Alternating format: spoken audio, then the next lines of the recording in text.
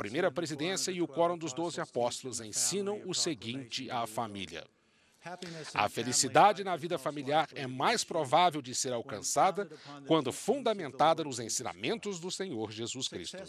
O casamento e a família bem-sucedidos são estabelecidos e mantidos sobre os princípios da fé, da oração, do arrependimento, do respeito, do amor, da compaixão, do trabalho e das atividades recreativas salutares. Um lar como esse, sem dúvida, exige sacrifício pessoal.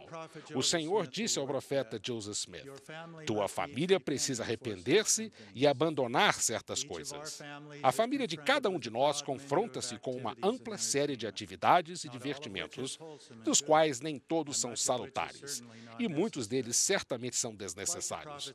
Como a família do profeta, será que a nossa família também precisa arrepender-se e abandonar certas coisas que nos ajudariam a manter a natureza sagrada de nosso lar?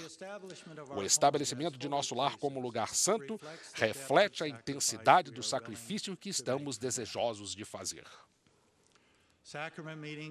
As reuniões sacramentais são, na verdade, mais do que apenas reuniões. São momentos sagrados em um lugar santo.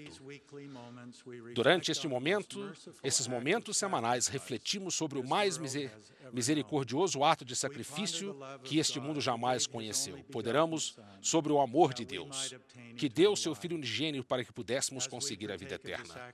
Ao partilharmos do sacramento, lembramos-nos dele e expressamos o nosso desejo de tomar o seu nome sobre nós e guardar os seus mandamentos. Cuidadosa preparação pessoal, inclusive o nosso próprio sacrifício de um coração quebrantado e um espírito contrito, é um pré-requisito para a renovação espiritual regular que é oferecida por meio de uma participação digna. Precisamos ter o desejo e ser capazes de dar uma escapada do mundo por apenas alguns momentos, a fim de refletir sobre coisas mais sagradas. Sem essa renovação espiritual, a nossa fé é facilmente sobrepujada pelo que é secular e profano.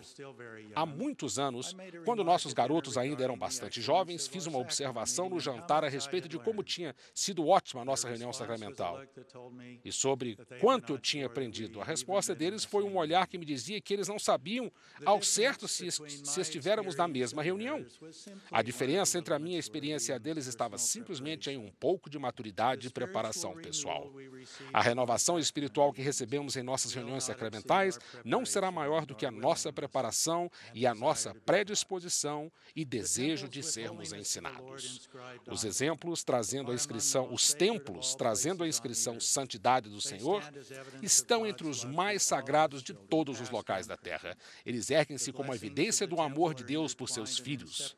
A bênção do templo estão entrelaçadas com sacrifício significativo e são inseparáveis. As ordenanças ali realizadas dão acesso à expressão plena do sacrifício expiatório do Salvador. Apenas isso já qualificaria o templo como santo e sagrado. Entretanto, o sacrifício pessoal também é exigido. Sacrificamos tempo em busca de nossos ancestrais e o tempo para atender às nossas responsabilidades no templo. Também nos esforçamos para viver os mais altos padrões de dignidade pessoal que nos qualificam para entrar no espaço sagrado. Nos lugares santos e em espaços sagrados, encontramos refúgio espiritual, renovação, esperança e paz. Não são essas coisas merecedoras de todo sacrifício pessoal? Meus irmãos e irmãs, que cada um de nós possa reverenciar e respeitar o que é santo e sagrado em nossa vida. Que possamos, de igual modo, ensinar os nossos filhos. Que possamos permanecer em lugares santos e sagrados de paz espiritual. Expresso o meu testemunho do Senhor e Salvador Jesus Cristo, o Príncipe da Paz, e o faço em nome de Jesus Cristo. Amém.